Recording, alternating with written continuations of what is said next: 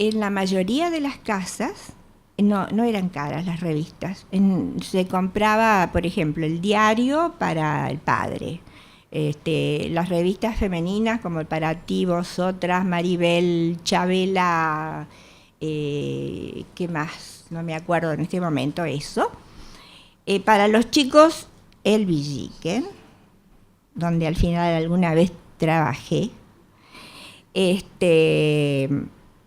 Y algunas algunas historietas, por ejemplo, en mi casa el Patoruzú, y no faltaba a fin de año el Patoruzú de oro, que salía un Patoruzú gordo con un montón de historietas que no habíamos leído.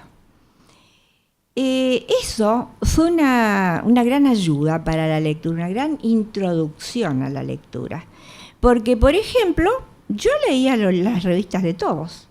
Del diario, que a veces compraban La Prensa, en general el diario El Mundo, estaban como historieta, que me encantaba, estaban Periquita y Tito, y siempre había algún cuento.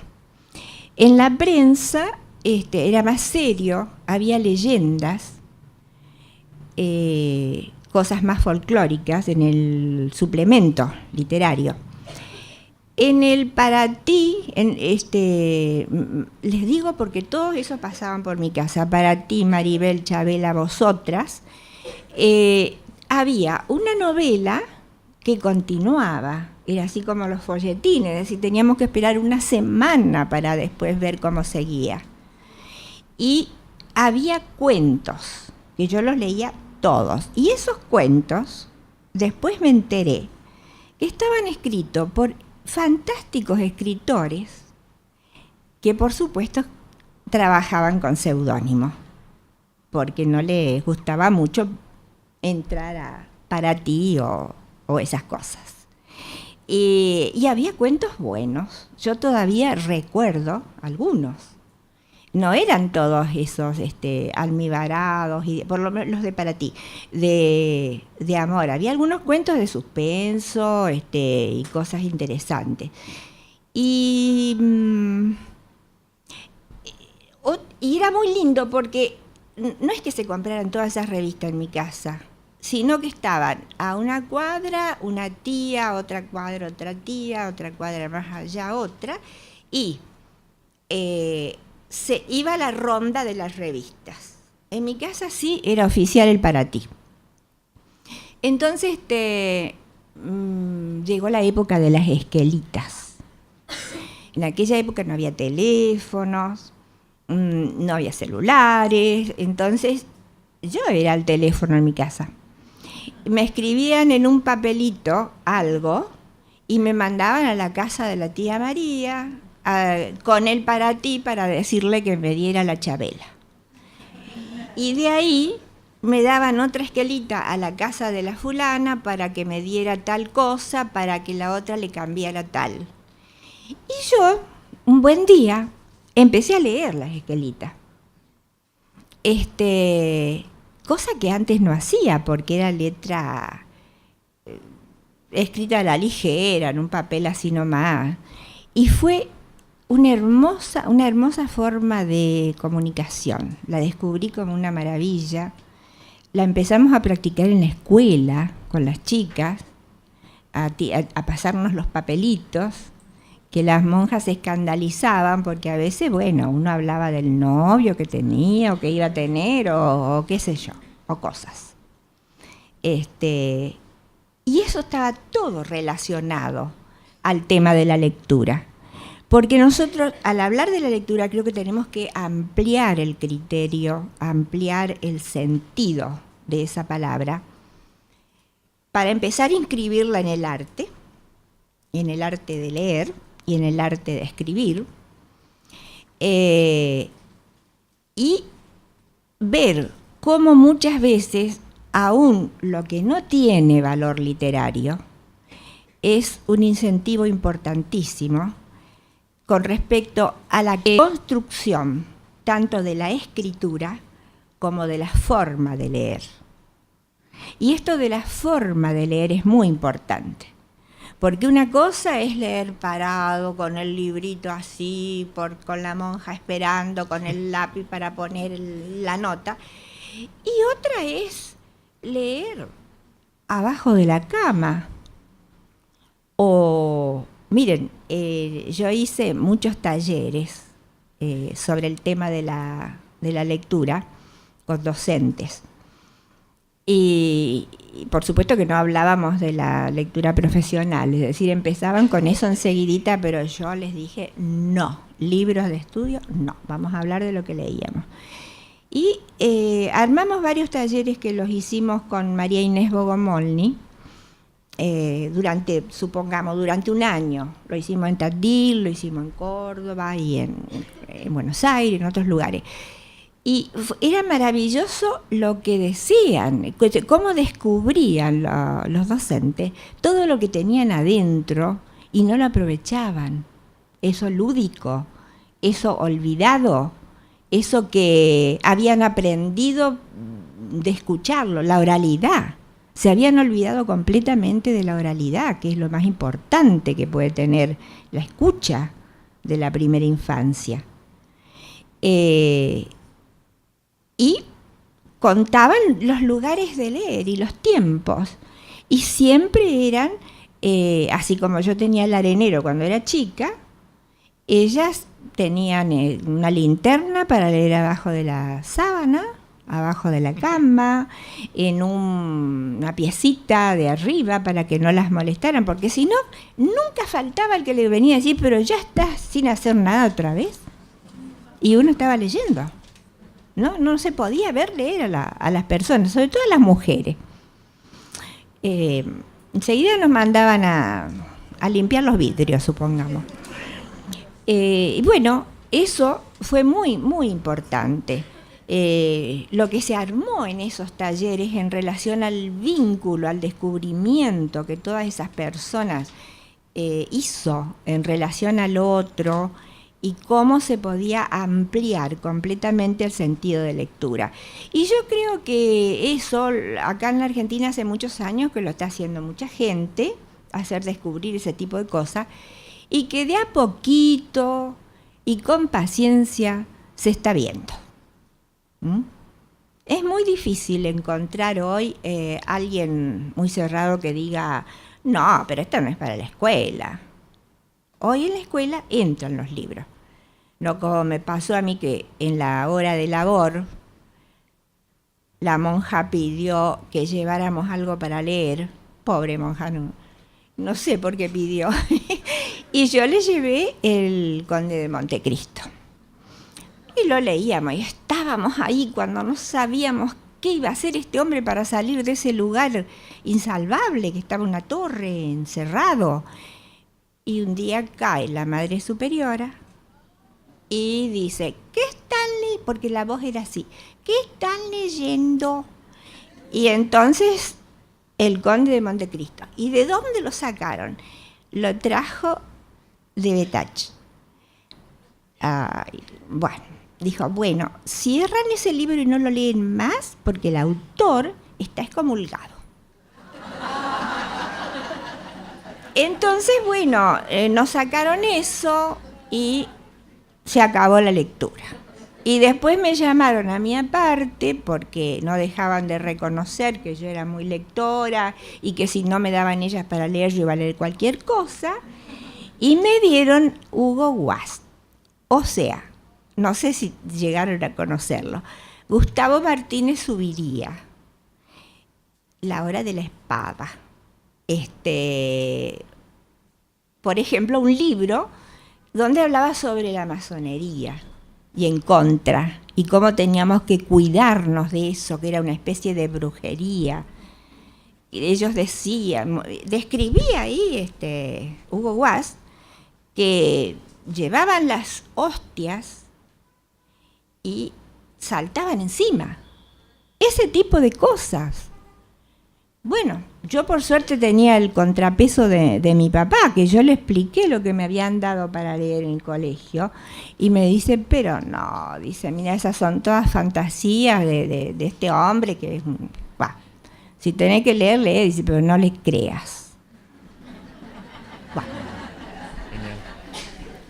Bueno, lo que vos transmitís es un relato de muchísima libertad, con la lectura y de mucha felicidad y de mucho goce.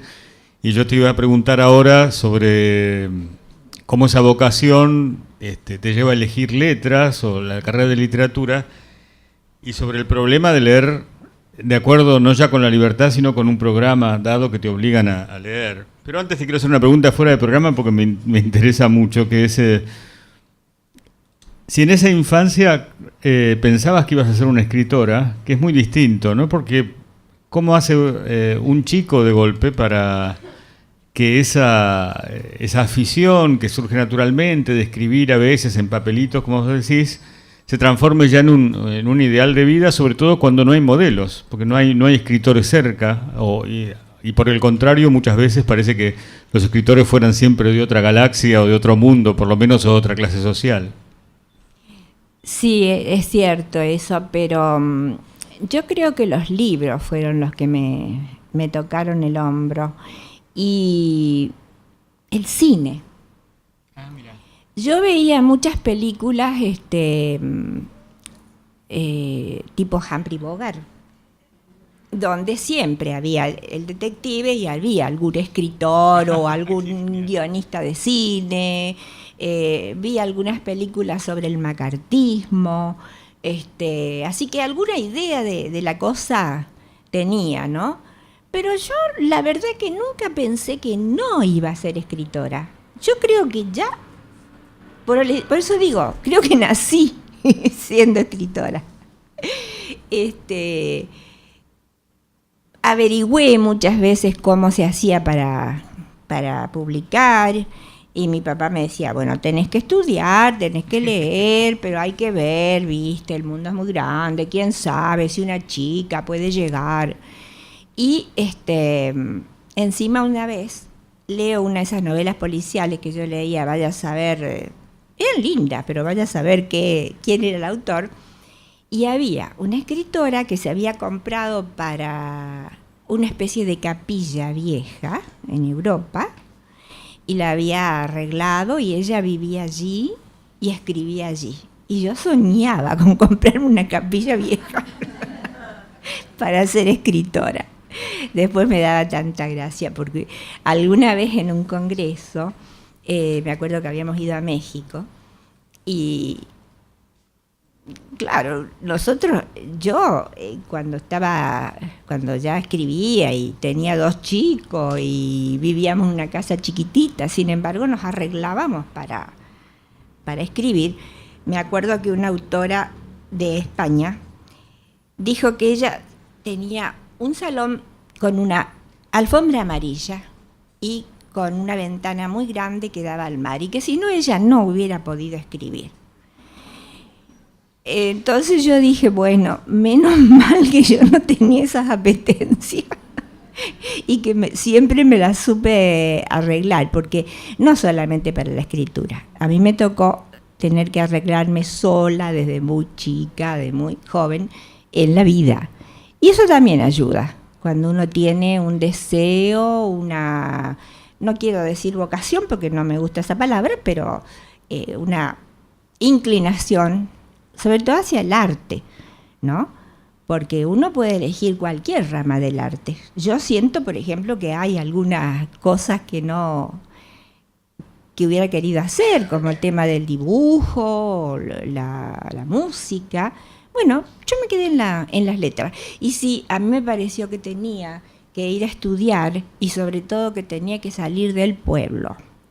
En el pueblo había ya estudiantes chicos que ya eran estudiantes, y que de alguna manera nos transmitían a los que nos quedamos que era muy importante irse, porque la cabeza se abría, venían de otra manera, hablaban de otras cosas.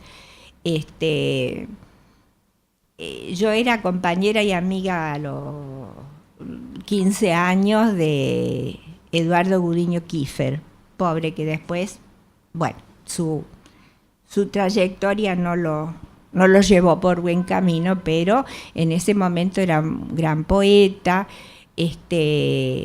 Había otros chicos que escribían poesía, pero no lo decían. Eduardo me lo decía a mí, porque si no en el pueblo empezaban a murmurar. Y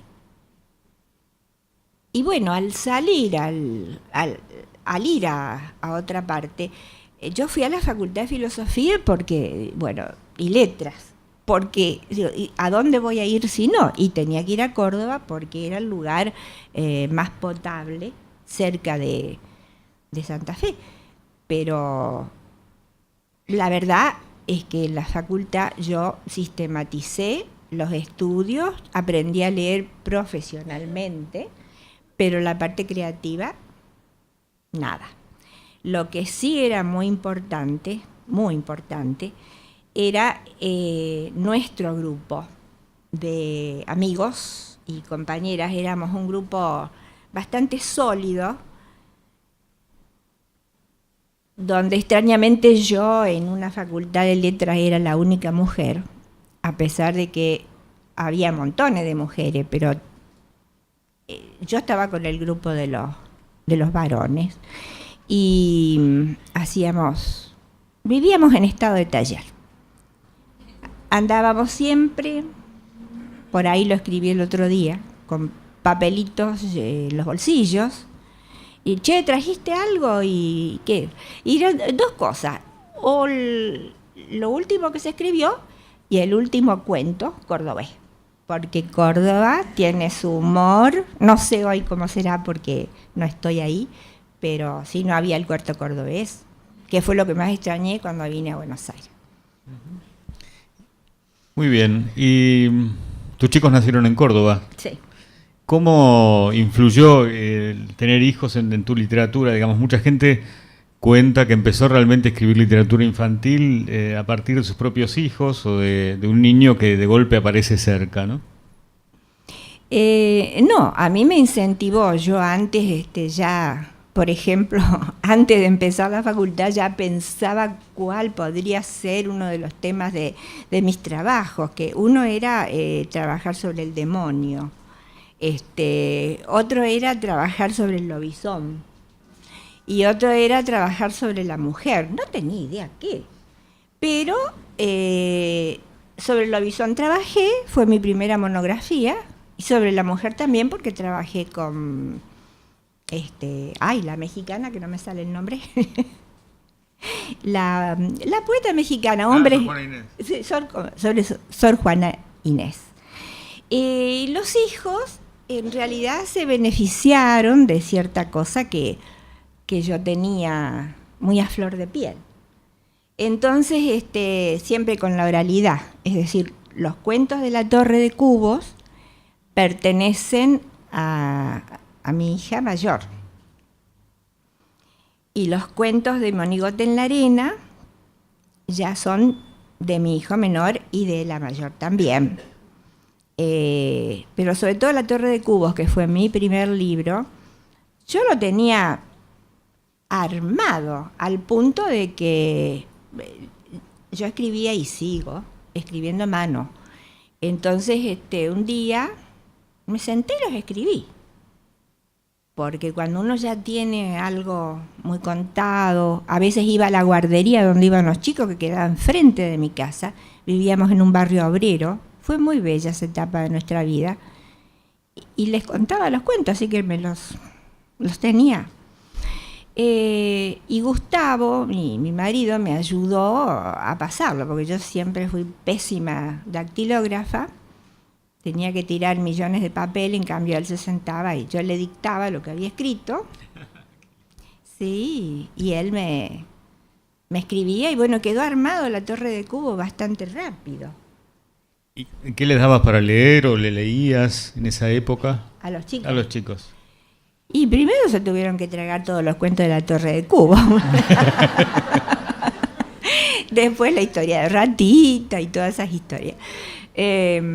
No, y ellos tenían especial predilección por los bolsillitos, los Polidoro, que empezaron a salir en esa época, maravilloso, del Centro Editor, la pequeña Lulú, que éramos todos fanáticos de eso,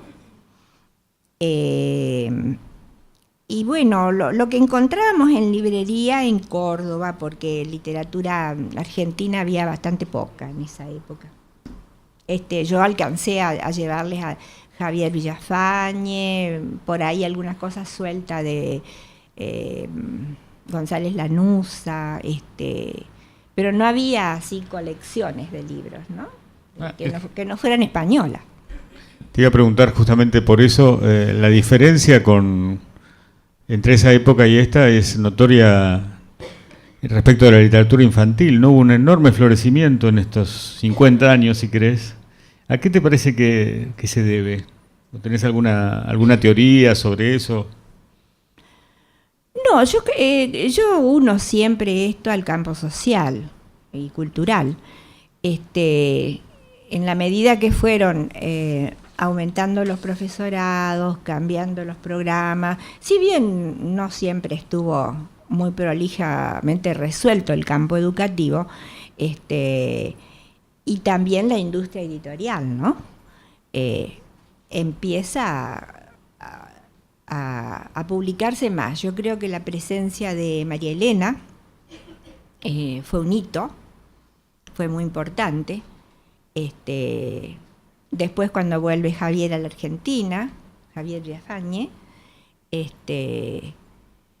y bueno, así despacito empiezan a aparecer. Fariña, que fue que la editaba a María Elena, después me editó a mí. Pero de cualquier manera no era masivo. Después, sí, ¿no? Lo que me pasa a mí hoy, no me pasaba antes. Es decir, hoy es como que todo el mundo ya conoce, los libros han circulado bastante, y aparte que las redes sociales ayudan muchísimo.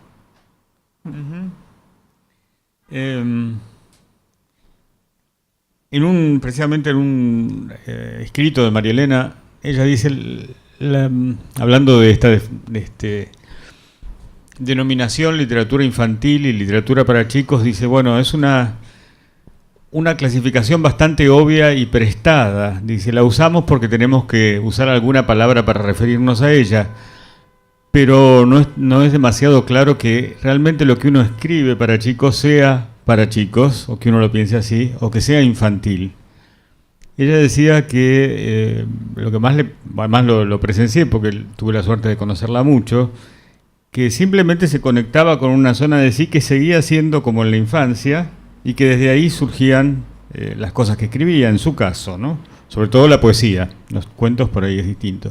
Yo te quería preguntar, ¿hasta qué punto imaginás a un chico concreto recibiendo esos cuentos, o si es una persona concreta en la que pensás, si es un niño en abstracto, para decirlo de alguna manera, o es un niño que en algún lado llevas adentro? No, yo creo que es conmigo la cosa. Sí, en mi caso, toda la escritura está relacionado con uno de la enorme cantidad de habitantes que tenemos todos adentro. Hay muchos habitantes en cada uno de nosotros. Y es mejor reconocerlo, y es mejor amigarse o enojarse, y es muy interesante ese tema. Yo cuando descubrí eso, mejoré, en el sentido de que me tranquilicé, ¿no? Y que dije, bueno, no hay literatura para chicos y para grandes. No es así, es mentira. Y empecé a discutir ese tema, por supuesto, que es para un chiquito de jardín de infante, qué sé yo. Pero, por ejemplo, la Plaza Casa, yo lo publiqué en Clarín, en una columna en la que yo trabajaba, que era Las calles de Buenos Aires. Y como eso, muchas otras cosas. Hay un poema que se llama Yo ratón, que no está en este momento publicado, que era de un libro de poemas para grandes. Y yo lo pasé a los chicos. Y después saqué muchos poemas de mi libro Para que sepan de mí, que está agotado, poemas, y que los pasé a libros para chicos. Así es. Genial. Un último tema que me interesa mucho antes de pasar a las preguntas que puedan tener. Siempre me parece que hay una idea que es muy, te diría, castrante, muy elitista, que es respecto de los libros, del aprender a leer y de los libros para toda la vida, como es el tema este. Uno siempre piensa que eso se tiene que dar solamente en la infancia. Yo quería ver cómo lo ves vos. Porque aprender a leer, bueno, se empieza muy temprano, en el mejor de los casos, pero no se termina nunca de aprender a leer, ¿no? Y se puede empezar a leer muy tarde también, pero incluso si se empezó muy temprano, el aprender a leer, sobre todo poesía, es un aprendizaje eterno, ¿no? Sí, sí, y sobre todo temido. Yo creo que sería muy bueno perderle el miedo a leer la poesía, ¿no? A eso que no entendemos y que es todo flaquito y para abajo, como decía Gonzalo Rojas.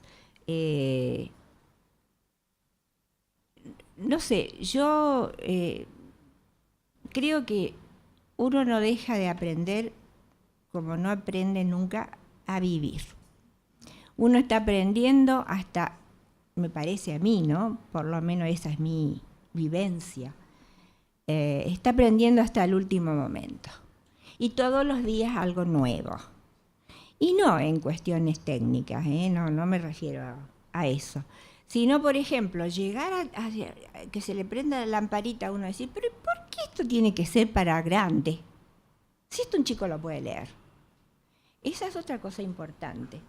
Porque el tiempo pasa, las culturas cambian, el campo cultural, político, también cambia, y las personas, a pesar del horror que podamos haber pasado, o de la bonanza que podamos haber pasado, las personas crecemos, porque el tiempo pasa. Y aunque cuando tenemos muchos años, es porque hemos crecido de alguna manera, mal o bien. Eso ya verá cada uno. Pero si empezamos a tomar conciencia sobre la presencia del espacio poético interior, de los personajes que nos habitan, de los que pueden, digamos, salir escritura o recibir escritura, si somos observadores de la realidad y ladrones de la realidad, como decía Javier Villafañe decía que él era ladrón porque robaba todo lo posible a la realidad, pero lo convertía en otra cosa, en algo maravilloso que con la lectura uno recibía de nuevo una cosa manufacturada, vivida, ¿no?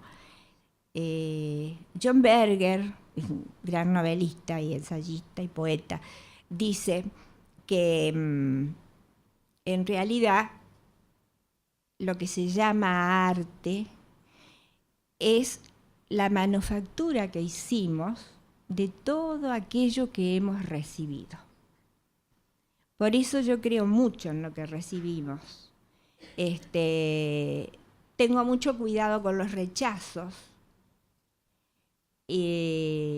Es importante que uno piense bien en eso que no le gustó y recibió, porque de ahí puede salir una manifestación artística de algún tipo. Ni nos damos cuenta, pero es así. Por ejemplo, yo creo que le debo muchísimo a mi tierra del litoral, al habla, a lo que impuso, digo entre comillas, la Torre de Cubos al comienzo, porque la verdad que yo creo que fue un libro que salió fuera de época. En aquel momento hubo mucho rechazo, tuve problemas. Eso 10 años antes de que lo prohibieran. A los 10 años lo prohibieron oficialmente. pero hoy no, hoy parecería, por eso les digo que me parece muy importante esto del crecimiento. Hoy no concebimos que se pueda prohibir un libro porque diga determinadas palabras o porque tenga un cuento que habla mal de los empresarios, que no es ese el único problema. Con la Torre de Cubo había mucho problema con el lenguaje.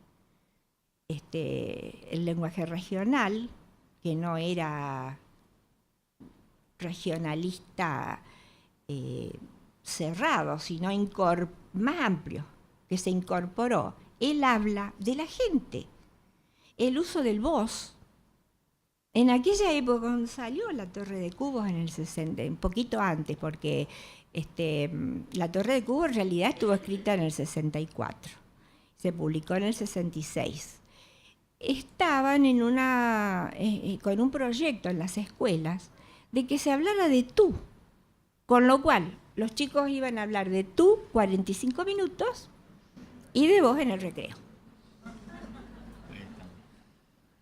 Bueno, y para terminar, pensando en esa chica, en esa nena que con que empezamos la charla, que estaba en la cocina de su casa, ¿no? Como una especie de altar, me lo imagino, en la bibliotequita sí, esa. Bueno, y pensando en los niños que ahora leen tus cosas, más allá de que vos lo escribas para chicos o no, yo te quería preguntar, ¿qué esperarías que le sucediera a un chico con lo que vos lees? ¿Cuál sería tu ideal respecto de eso? ¿Qué es lo que más feliz